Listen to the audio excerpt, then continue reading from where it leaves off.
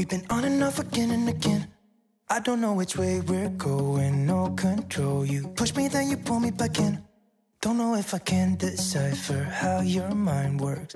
Yeah, you leave me wondering what it's like to feel your skin. I will keep on trying till you give me a sign. Give me a sign. Oh, give me a sign. Baby, give me a sign. Just give me one more.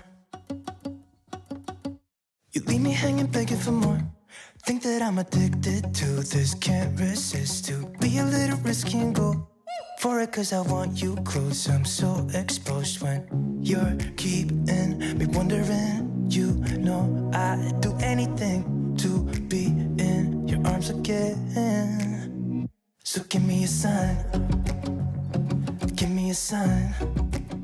Hello friends, welcome back to my channel. For those of you that don't know me, what's up? My name is Charlene Town. We talk all things health, fitness, beauty, lifestyle. We talk all the things because these are all the things that gets this girl through chronic pain, chronic illness, and just how I get through my days. So welcome, thank you so much for being here. Today's video is so exciting, you guys. It is almost Thanksgiving and I have tested out some delicious Thanksgiving recipes for you guys. Of course, I have used the roasted root. I found some incredible recipes and I have made them low FODMAP, SIBO, paleo based. They are gluten-free, dairy-free, refined sugar-free. They're healthy, they're good for the gut, and they are so delicious, okay? First things first, I just wanna say this was not the original opener, and I also talked through all of these recipes.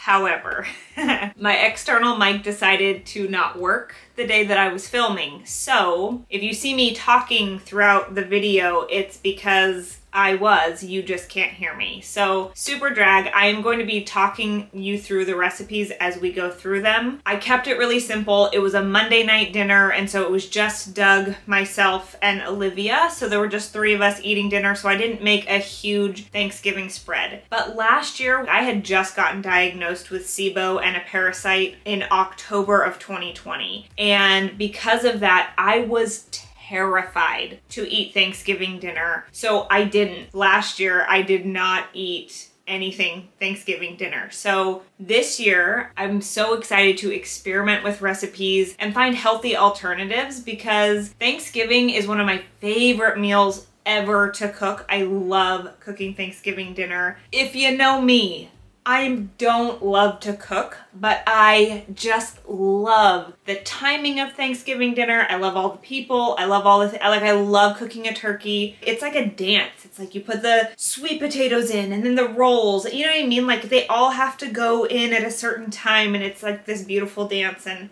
I just love it. I love Thanksgiving dinner. I am so excited to have experimented with these recipes to bring them to you guys here today. Leave me a hands up emoji if you guys are planning on trying any of these recipes. If you do try any of these recipes, please go tag me on Instagram. I'm at @thesickfitchick. I would love to see your creations. Also tag the roasted root. These are her original recipes. I just modified them to make them work for me and what works best for my body. Everybody's body is different. Everybody who has SIBO is going to react differently to different things. So if there's something in here that I'm eating that you know you can't eat, don't eat it. For instance, I cannot use honey. One of these recipes, I think it's the sweet potatoes. It tells you to use honey as your sweetener. Totally fine if you can eat it. For me personally, I cannot eat honey. It makes me bloated, so I always substitute honey. The sweetener that I can use is grade A pure light maple syrup. That works best for me in my body and in smaller amounts. Do what is best for you always. Always, always, always do what's best for you. Okay, so I will have all of the recipes listed in the description box down below. The green bean casserole, I did use 2 different recipes in order to make it low FODMAP, SIBO, and still be delicious. The green bean recipe from the roasted root looks to die for. If I could eat onions and garlic, you bet your bottom dollar I would be eating that one. It looks phenomenal. However, with the gut issues, can't do the onions. So I found another recipe in which they used green onions, and we'll get into that when we actually jump into the recipes. I just want to set up the video since I'm not actually talking through the recipes with you like I was the day that I filmed. Before we jump into this video, you guys, if this is content that you guys like to see, don't forget to hit that thumbs up and subscribe because it really supports my channel. Don't forget, a little like goes a long way in the YouTube algorithm, and this girl would so appreciate it. If you hit that little notification bell, you'll never miss another video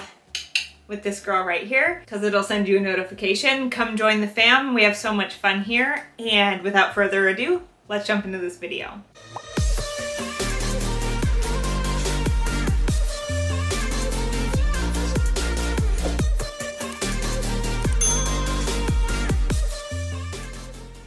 All right, so you guys, this is actually 24 hours before I decided to make dinner. The recipe says that you can brine this turkey for 3 to 4 days before you actually cook it. So the longer it brines, the more flavor you're gonna get out of it. As you can see, I did make a chicken instead of a turkey. It was a Monday night dinner, you guys, and again, there's just the 3 of us, and it's not actually Thanksgiving. So as you can see, I'm just mixing up the spices right now, and then I'm going to rub the bird on the outside and then the inside of the cavity, and then I just wrapped it with plastic wrap, and then I just put it in the fridge to brine overnight. It was super quick, super easy. I think I combined 2 turkey recipes. So I brined the turkey, but then I had found another recipe that was like a turkey brine, and then they rubbed the bird the next day right before they cooked it with an herbed butter. So I used lemon zest and fresh herbs, mixed that in with some butter, and then I just rubbed it all over the bird, put it under the skin, and it was so easy, so delicious. Highly recommend. It was so good. I lost the footage for the sweet potatoes. So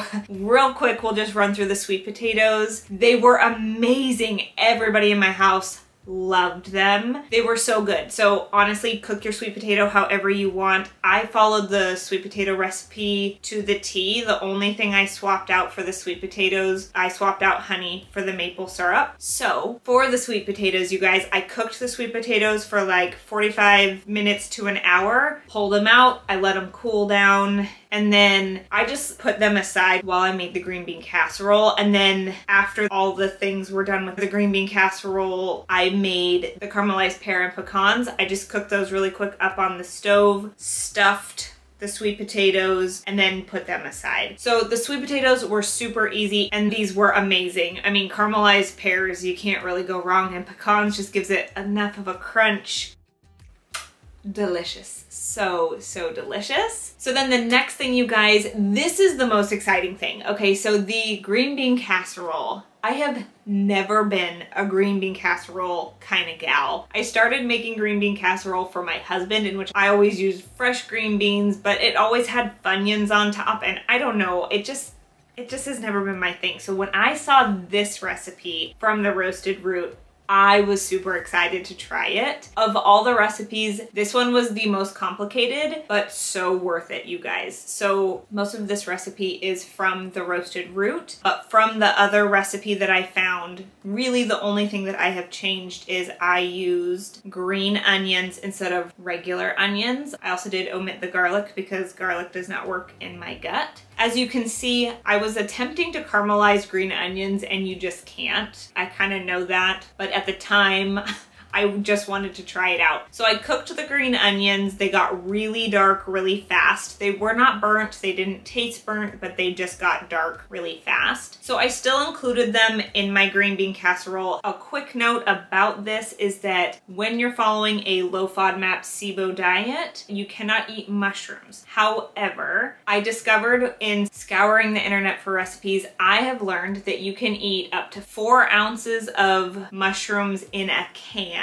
For some reason, mushrooms that are in a can, the brine with the water and everything, it pulls out the FODMAPs. And so you can actually eat a little bit of mushroom from a can. So these mushrooms, the only thing in this is mushrooms, water, and salt. I was able to find these mushrooms at my local grocery store. Just make sure to check your labels, make sure that there are no additives in there. All of these recipes I've already eaten a week ago, and I did not show any signs of SIBO bloating or anything, so I can tell you that it worked well for me and my body. So if you've been missing mushrooms for a while like I have, this is a recipe that you should be able to eat, or I hope that you can eat, because I was able to eat it and it was delicious. In the recipe that I had found that was not from the roasted root, she just cut up the green part of the green onions and I mixed that in to give it that onion kind of taste, and it achieved that perfectly. The bacon adds so much flavor to this. It's phenomenal. Not to mention it gives a little extra crunch on the top since you're not getting that crunchy onion. I also added sliced almonds, which was perfection. You guys, if you are a classic love the Funyuns, you want that crunch on top, the slivered almonds on top, and then I just did a little bit of almond flour just to give it a little bit of a crunch and a crispness on top, and it was delicious. That was the one dish on the table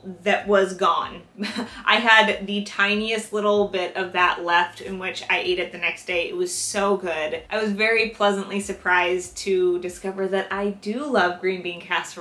This is the green bean casserole that I am absolutely living for right now, you guys. So I highly recommend checking out this recipe. I will have both of the recipes listed and the modifications that I made to this listed down below. Again, if you guys try any of these recipes, don't forget to go tag me on Instagram. I'm at the Sick Fit Chick. I would love to see what you guys are making. That was it, you guys. This was such a quick, easy meal. I mean, the green bean casserole definitely had the most steps in it, which is why we talked about it the most. These were really delicious recipes. I really hope that this helps you or inspires you or gives you some options for Thanksgiving dinner this year. If you guys are looking for dessert recipes that are low FODMAP, SIBO, gluten-free, dairy-free, gut-friendly, stay tuned. That video is coming up very soon. If this is content that you guys like to see, don't forget to hit that thumbs up. And if you have made it to this part of the video, please don't forget to subscribe. I would love to have you come join the fam. It's so much fun. I so appreciate each and every one of you. And if you hit that little notification bell, you'll never miss another video